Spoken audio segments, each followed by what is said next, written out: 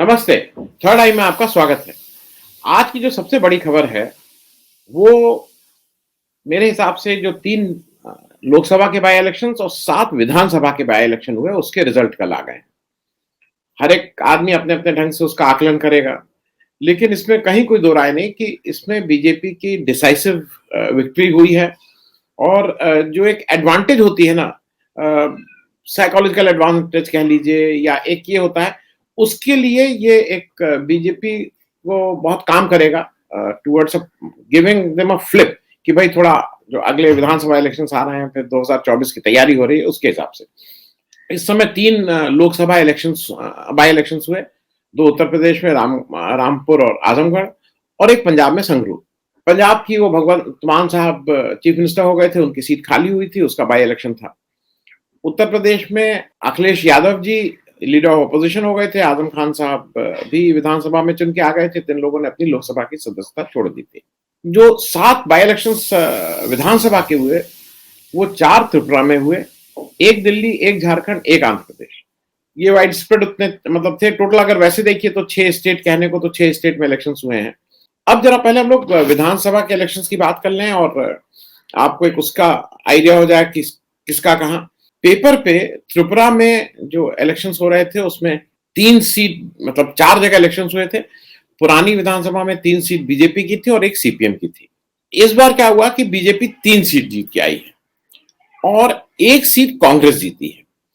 लेकिन वो जो सीपीएम वाली सीट थी वो बीजेपी जीती और कांग्रेस ने बीजेपी की सीट हथियाई है। हालांकि वो बीजेपी की क्या सीट थी, वो एक तरह से कांग्रेस के पुराने एक एमएलए थे, उन्हीं की बात, मैं उस पर भी चर्चा करूंगा।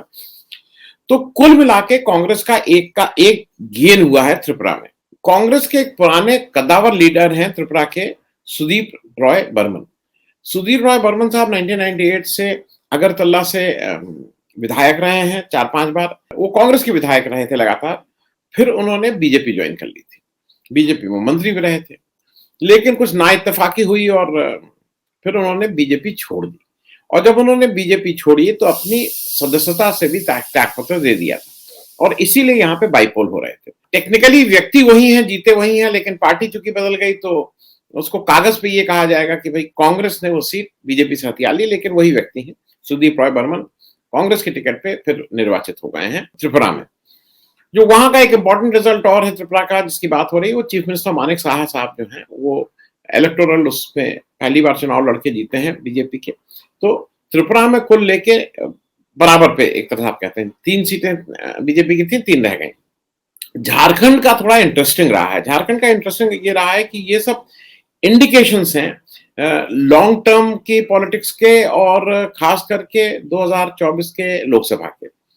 इंटरेस्टिंग ये है कि यहाँ पे कांग्रेस की शिल्पी नेहा तिर्की जी जो थी मंडवा झारखंड से कांग्रेस की उम्मीदवार थी। इनके पिताजी बंधु तिर्की जी जो थे उनको डिस्प्रोपोर्शनेट एसेट मतलब आय से ज्यादा अधिक संपत्ति वाले मामले में 3 साल की सजा हुई थी। वो सिटिंग विधायक थे, उनकी सदस्यता चली गई थी, तो उनकी जगह उनकी लड़की शिल्पी नेहा तिर्की लड़ रही थी। शिल्पी जी ने बीजेपी की गंगोत्री कुजूर जी को 23,517 वोट से हराया, 23,517 वोट से हराया है। इंटरेस्टिंग मैं इसलिए बोल रहा था इसमें कि यहाँ पे जो थर्ड रहे हैं उनका नाम है देव कुमार थान। वो पहले बीजेपी में थे, यहाँ पे वो एक तरह से रिबेल होके लड़े, लेकिन उनको समर्थन दिया, वो टिकट उन्होंने लिया था एआईएमआईएम वाला। तो एआईएमआईएम को यहाँ पे कुल वोट मिले हैं 22,395। जो विक्ट्री मार्जिन है वो 23,517, मतलब करीब करीब एक अच्छा वोट परसेंटेज यहाँ पे देव कुमार थान जी हैं। और ऐसा अच्छा, यहाँ ओवैसी साहब भी गए थे भाषण देने। माना यह जा रहा है कि जनरली ओवैसी साहब एंटी बीजेपी वोट काटते हैं, मतलब जो ओवैसी साहब कैंडिडेट कहीं खड़ा होता है तो जो बीजेपी के खिलाफ वोट होते हैं उसमें सेंधमारी होती है। लेकिन यहाँ पे जनरल परसेप्शन यह है कि जो देव कुमार थान जी थे वो पुराने बीजेपी के आदमी थे और उन्होंने ये जो वोट उनको करीब 22,395 वोट मिले हैं, ये बीजेपी के वोटों का ज्यादा उन्होंने नुकसान किया है, भले ही वो एआईएमआईएम के कैंडिडेट रहे हों। और अगर वो शायद ना होते मैदान में तो परिणाम कुछ और भी हो सकता था। दिल्ली में ऐसा कुछ बताने को नहीं, आम आदमी पार्टी की ने अपनी एक सीट थी, उसका उसको रिटेन किया है, और सेम चीज आंध्र प्रदेश में वाईएसआर कांग्रेस ने अपनी सीट को रिटेन किया।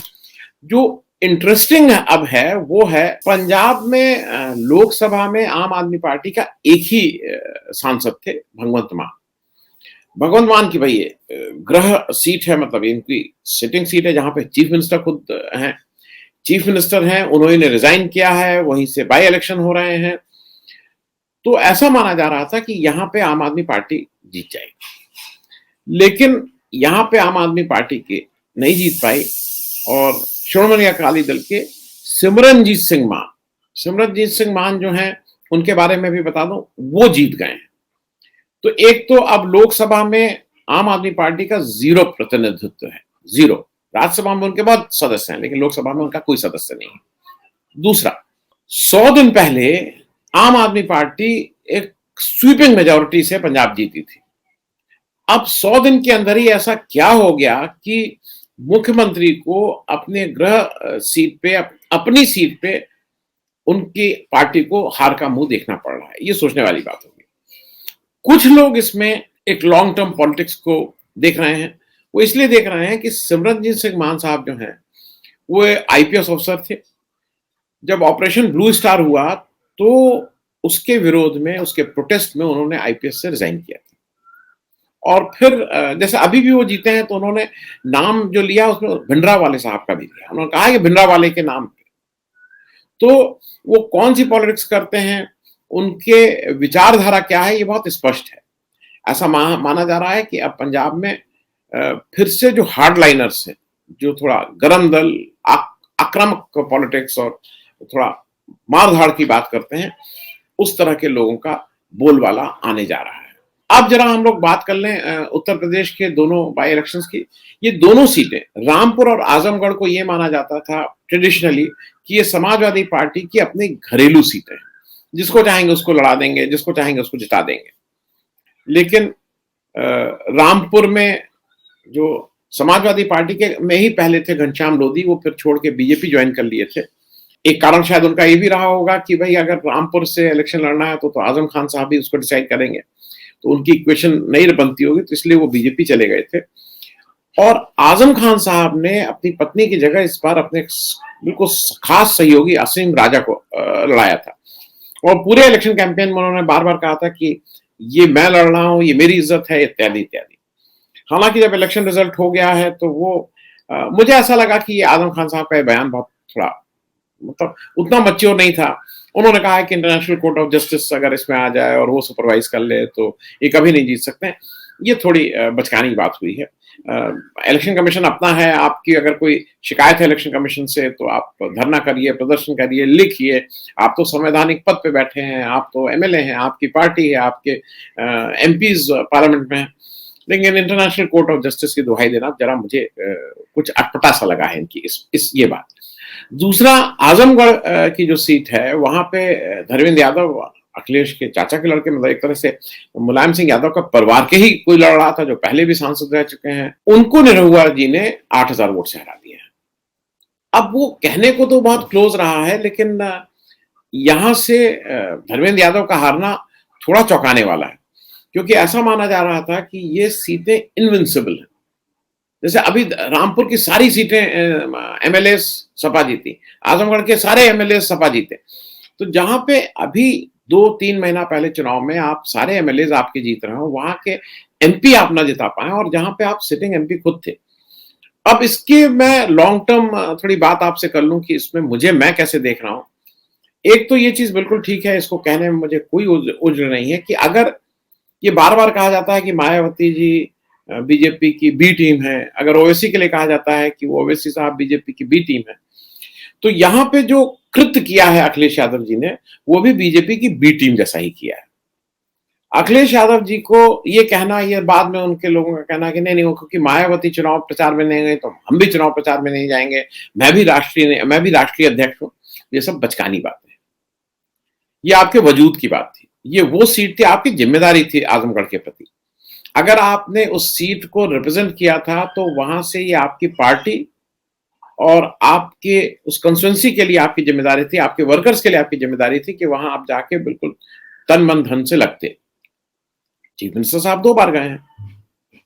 अखिलेश यादव जी को reasons best known to him की वजह से टाइम ही नहीं मिला वहां जाने का। या आप चुनाव जब शुरू हुआ था उस दिन पहले दिन कह दिए होते कि मैं इस चुनाव में नहीं जा रहा। तो कहीं कहीं ऐसा लगता है कि अगर अगर दबाव मायावती जी के ऊपर कहा जाता है कि बीजेपी का रहता है, इस वजह से ऐसे बयान देती हैं, स्टेटमेंट देती हैं। अगर ये कहा जाता है कि ओवैसी साहब के ऊपर बीजेपी की टैक्टिकल सपोर्ट रहता है, तो इसमें क्यों ना माना जाए कि अखिलेश यादव जी भी कहीं ना कहीं टैक्टिकली बीजेपी का फायदा पहुंचा रहे हैं। क्योंकि यहां से अगर बीजेपी जीती है तो सीधे सीधे विपक्ष का नुकसान हुआ और बीजेपी इसमें ठीक से जीत के गई है।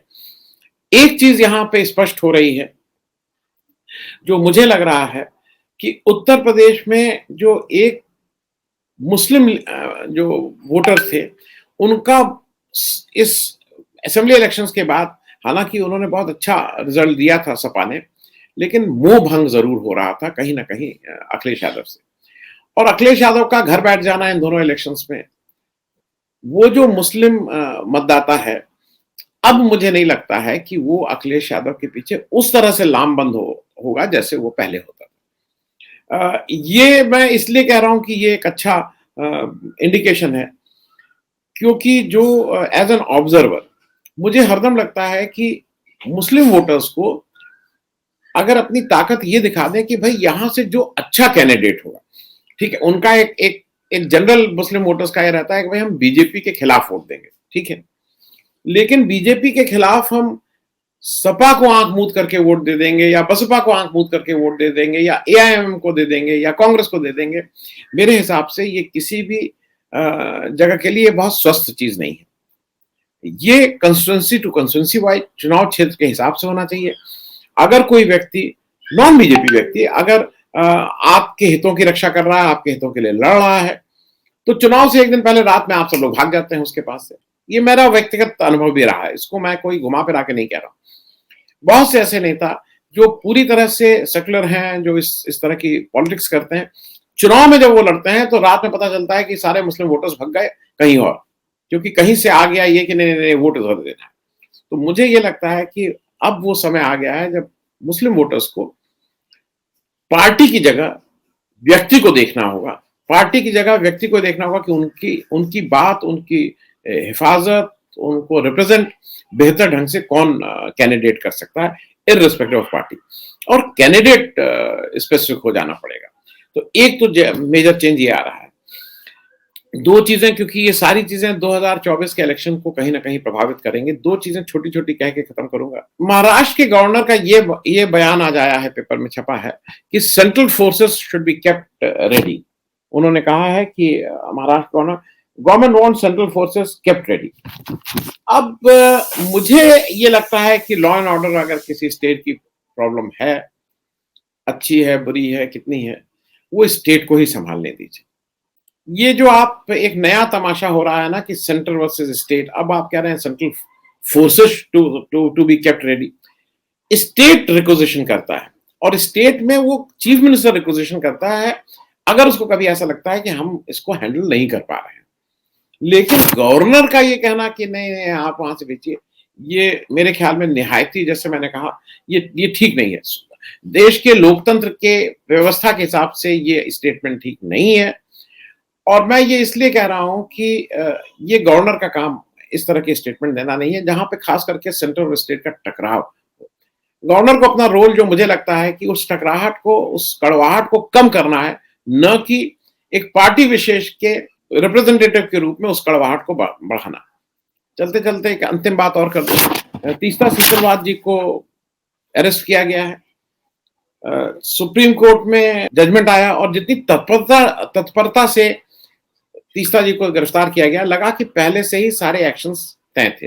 और क्या ये भी पता था कि क्या जजमेंट आने वाला है? क्योंकि आज जजमेंट आता है, कल सुबह वो दिन में गिरफ्तार कर ली जाती हैं। ये भी थोड़ा सोचने की बात है। बाकी अदालत तो अपना काम करेगी ही करेगी।